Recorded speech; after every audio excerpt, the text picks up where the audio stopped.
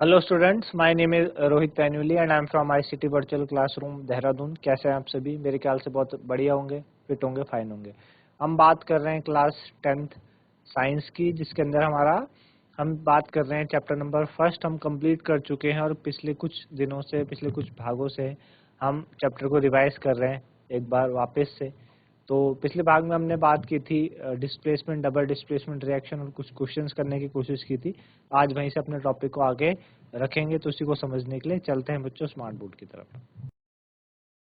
चलिए, तो हम बात कर रहे हैं सबसे पहले क्वेश्चन नंबर फर्स्ट की कि why decomposition reaction called the opposite of combination reaction, है ना। डिकम्पोजिशन रिएक्शन कॉम्बिनेशन के अपोजिट कैसे होती है और इक्वेशन भी लिखनी है दोनों के लिए। तो हमने बात की थी डिकम्पोज का मतलब होता है टू ब्रेक, है ना। ब्रेक करना, किसी चीजों को क्या करना, ब्रेक करना। तो जब चीजें आपस में ब्रेक होके, है ना, एक चीज आपस में एक कंपाउंड ब्रेक होके दो या दो से ज्यादा कंपाउंड बनाते हैं, उन्हें हम क्या कहते हैं बच्चों? डिकम्पोजिशन कहते हैं। और कॉम्बिनेशन किसे कहते हैं? कि जब एक या एक से ज्यादा कंपाउंड मिल के आपके एक प्रोडक्ट हमें देते हैं, तो उसे हम कहते हैं कॉम्बिनेशन रिएक्शन कहते हैं, है ना। तो डिकम्पोजिशन क्या हुआ? एक single substance break into two और मोर सब्सटेंस, उसको हमने डिकम्पोजिशन कहा। जैसे CaCO3 को जब आप हीट करा आपने, तो CaO और CO2 बना। इसी तरीके से कॉम्बिनेशन में क्या हुआ? जब दो या दो से ज्यादा सब्सटेंस को हमने कंबाइन करा तो हमें एक सिंगल सब्सटेंस मिला, तो उसे हमने क्या कहा? कॉम्बिनेशन कहा, है ना। तो ये आपकी क्या है? डिकम्पोजिशन और कॉम्बिनेशन है ना। ये आपके हो गए। जैसे कि CaO और H2O को जब आप मिलाते हैं, मिक्स करते हैं, तो क्या बनता है आपके पास? CaOH का होल ट्वाइस, और हीट रिलीज होती है ना। क्या होती है? हीट रिलीज होती है। तो ये आपके पास क्या हो गया? आपके पास ये कॉम्बिनेशन रिएक्शन है ना। कॉम्बिनेशन रिएक्शन हुई ना, CaO और H2O को हमने मिलाया तो क्या बना? CaOH का होल ट्वाइस बना। तो मतलब आपके पास दो चीजों को मिला के जब एक चीज बनी, तो हमने कहा कि हमारे पास एक कंपाउंड तैयार हुआ। हमने कहा वो कैसा है? कॉम्बिनेशन रिएक्शन, और इसमें हीट भी रिलीज हुई है ना। तो ऐसी रिएक्शंस जिसमें हीट भी रिलीज होती है, उनको हम एक्सोथर्मिक रिएक्शंस कहते हैं। क्या कहते हैं बच्चों? एक्सोथर्मिक, है ना। एक्सो का मतलब होता है रिलीज और थर्मिक का मतलब हीट, है ना। जिसमें हीट रिलीज हो, they are called exothermic reactions. जैसे कि reaction in which heat is release along with the product form, जब प्रोडक्ट बनता है तो उसके साथ हीट रिलीज होती है, वो एक्सोथर्मिक। जैसे ऊपर हमने बात करी, combination reaction are always exothermic reaction, है ना। कॉम्बिनेशन रिएक्शन हमेशा एक्सोथर्मिक रिएक्शंस होती है, क्योंकि उसमें हीट रिलीज हो रही है। देखा आपने ऊपर, क्विकलाइम CaO और H2 को आपने जब मिलाया तो स्लेग लाइम बना, और साथ ही साथ क्या हुआ? हीट आपकी रिलीज हुई है ना। इसी तरीके से जब हम क्या करते हैं, कोई मीथेन गैस है हमारे पास, जब हम किसको क्या करते हैं, इसका कंबशन करते हैं, है ना। तो कंबशन में हमने देखा क्या बनता है? कार्बन डाइऑक्साइड और वाटर आपका बना, साथ ही साथ कुछ हीट और लाइट आपके रिलीज हुई। तो ये भी क्या है? Exothermic reaction. तो मेरे ख्याल से समझ आएगी आपको एक्सोथर्मिक रिएक्शंस होती किस तरीके से है, ठीक है ना। चलो, जैसे कि respiration is also called exothermic, है ना। रेस्पायरेशन में भी तो ही एनर्जी रिलीज हो रही है ना। आपने देखा ग्लूकोज C6H12O6, जो भी हम खाना खाते हैं हमारी बॉडी में, वो खाना ग्लूकोज की फॉर्म में स्टोर हो जाता है, ग्लूकोज स्टार्च की फॉर्म में स्टोर हो जाता है। वो आपने क्लास 7th में स्टार्च टेस्ट भी किया था, है ना। कैसे क्या था स्टार्च टेस्ट आपके पास? कि सपोज आपके पास क्या है, आप जब आप खाना स्टार्ट करते हैं, तो हमारे जो माउथ है वहीं से डाइजेशन स्टार्ट हो जाता है ना।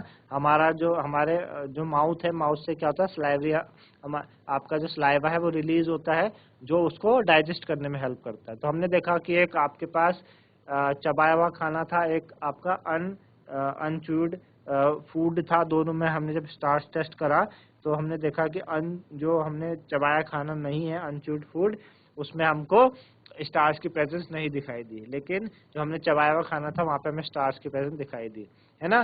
तो समझ आया आपको? बेसिकली जो हम खाना खाते हैं वो ग्लूकोज की फॉर्म में हमारी बॉडी में स्टोर होता है। वो जब बर्न करता है ना, वो जब आपने उसको जब बर्न करा in the presence of oxygen, glucose को, तो क्या बना? CO2 बनता है, वाटर बनता है, और क्या होता है? एनर्जी रिलीज होती है ना।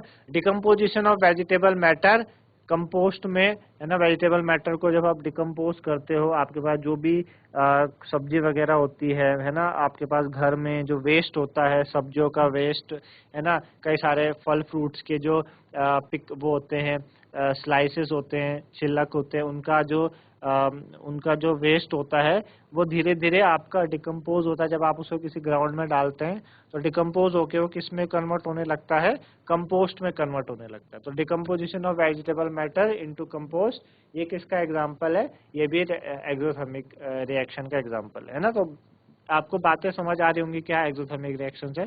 पहले आप इतना नोट डाउन कर सकते हैं इसे, फिर हम आगे बढ़ेंगे।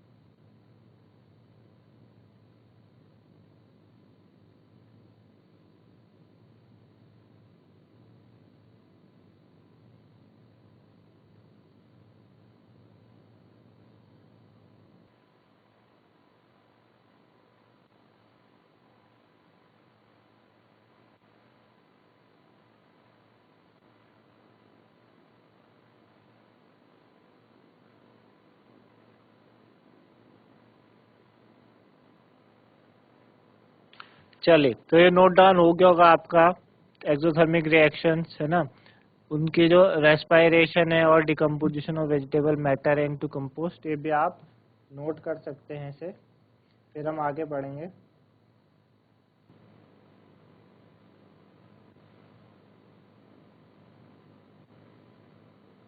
चलिए आगे बढ़ते हैं, और आगे हमारे पास क्या है कि जैसे FeSO4 है, इसको जब आपने हीट करा तो FeSO4 को हीट करने पे आपके पास क्या क्या चीजें आई। एक तो Fe2O3 आया, SO2 आया और SO3 आया। तो एंडोथर्मिक रिएक्शंस, है ना।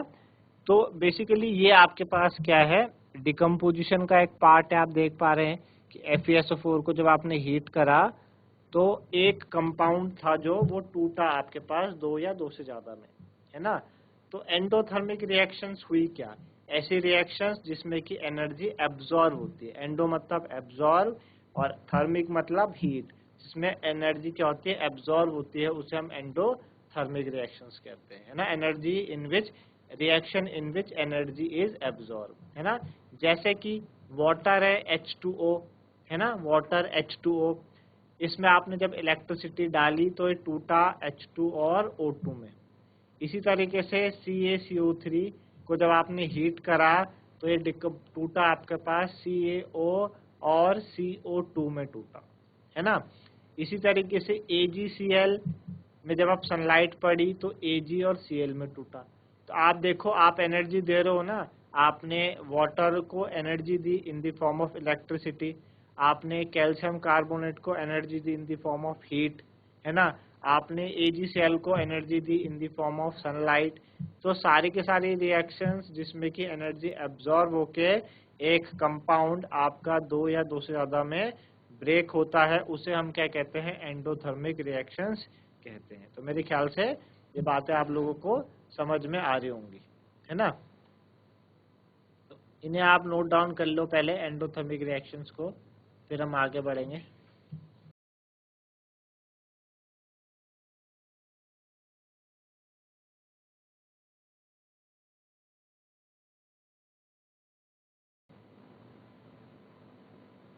चलिए आगे बढ़ते हैं ऑक्सीडेशन एंड रिडक्शन पे, है ना। ऑक्सीडेशन और रिडक्शन क्या होता है, हमने क्या करा, एक चाइना डिश ली, उसमें 1 ग्राम हमने कॉपर पाउडर लिया, जिसका जो कलर होता है वो कैसा कलर होता है बच्चों, रेडिश ब्राउन कलर, है ना, रेडिश ब्राउन कलर का कॉपर होता है। आपने उसी कॉपर को जब हीट किया, हीट करने पे हमने देखा कि एक ब्लैक कलर का सब्सटेंस फॉर्म्ड हुआ हमारे पास, जिसको हमने क्या कहा, कॉपर ऑक्साइड कहा, ठीक है। उसी कॉपर ऑक्साइड को अगर आप हाइड्रोजन से रिएक्ट करवाते हैं तो वो जो ब्लैक कलर था वो रिमूव होके वापस से रेडिश ब्राउन कलर आपके पास आ जाता है ना। तो ये चीजें है क्या एक्चुअल में, कि आपने जब हीट करा तो ब्लैक कलर में कन्वर्ट हो गया, आपने जब हाइड्रोजन से रिएक्ट किया उसको तो ब्राउन कलर में वापस चले गया। एक्चुअल में जो सब्सटेंस ऑक्सीजन गेन करता है हम उसे कहते हैं कि ऑक्सीडाइज्ड हुआ है। जो सब्सटेंस लूज करता ऑक्सीजन हम कहते हैं वो रिड्यूस्ड हुआ है ना। तो यहाँ पे आपने देखा कि कॉपर ने ऑक्सीजन गेन की थी, है ना, तभी तो CO बना, तो ऑक्सीडेशन हुआ। और यहाँ पे कॉपर ऑक्साइड यानी CO ने ऑक्सीजन लूज करके वापस CO में चले गया, तो ये रिडक्शन हो गया। तो जो ऑक्सीजन गेन करता है ऑक्सीडेशन कहलाता है, जो ऑक्सीजन लूज करता है वो रिडक्शन कहलाता है। जो सब्सटेंस ऑक्सीजन गेन करेगा that is said to be oxidised, जो सब्सटेंस ऑक्सीजन लूज करेगा that is said to be reduced, है ना।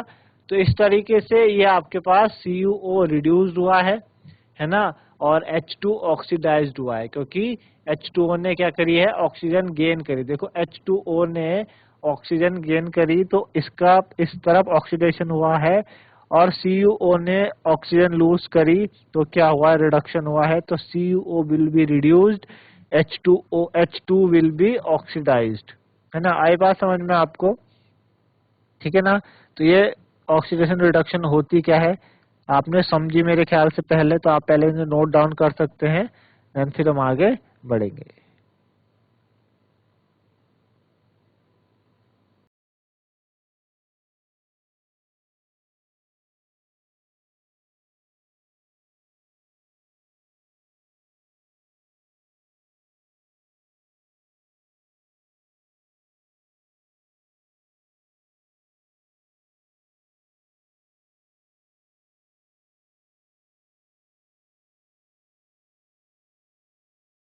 ऐसी रिएक्शन जहाँ पे ऑक्सीडेशन रिडक्शन दोनों एक साथ होते हैं उन्हें हम ऑक्सीडेशन कहते हैं। आई बात समझ में, reaction in which oxidation and reduction take place simultaneously, है ना। कॉपर ऑक्साइड से ऑक्सीजन गायब हुआ, तो जहाँ से ऑक्सीजन निकलता है, रिमूव होता है, उसे हम क्या कहते हैं, रिडक्शन कहते हैं, और जिसमें ऑक्सीजन ऐड होता है उसे ऑक्सीडेशन। तो H2 में ऑक्सीजन ऐड हुआ तो ऑक्सीडेशन कहलाया, और CuO से गायब हुआ तो रिडक्शन कहलाया। बस यही रिडॉक्स रिएक्शन है ना। समझ आएगा आपको क्या रिडॉक्स रिएक्शन होती है, ठीक है ना। जैसे एग्जांपल देख ले आप, ZNO में जब आप कार्बन जोड़ें, कार्बन ऐड करें, तो कार्बन ऐड करें तो CO और Zn बनेगा, है ना। C का ऑक्सीडेशन हुआ, ZnO का रिडक्शन हुआ। MnO2 से ऑक्सीजन गायब हुआ, रिडक्शन। HCl से ऑक्सीजन, HCl से H गायब हुआ तो ऑक्सीडेशन, है ना। भाई ऑक्सीडेशन क्या है, जिसमें ऑक्सीजन ऐड हो और H रिमूव हो, ऑक्सीडेशन। रिडक्शन क्या है, जिसमें H ऐड हो और ऑक्सीजन गायब हो, रिडक्शन। तो ये दो चीजें थी, मेरे ख्याल से आप लोगों को समझ में आएंगी, तो आप नोट डाउन कर सकते हैं रिडॉक्स रिएक्शन के बारे में। तो इस तरीके से बच्चों आज हमने रिवाइज किया, हमने बात करी ऑक्सीडेशन रिडक्शंस को लेके, रिडॉक्स रिएक्शन क्या होती है, साथ ही साथ हमने कुछ क्वेश्चंस किए, मेरे ख्याल से आप लोगों को समझ में आए होंगे। तो आज के लिए इतना ही था, धन्यवाद, हैव अ नाइस डे।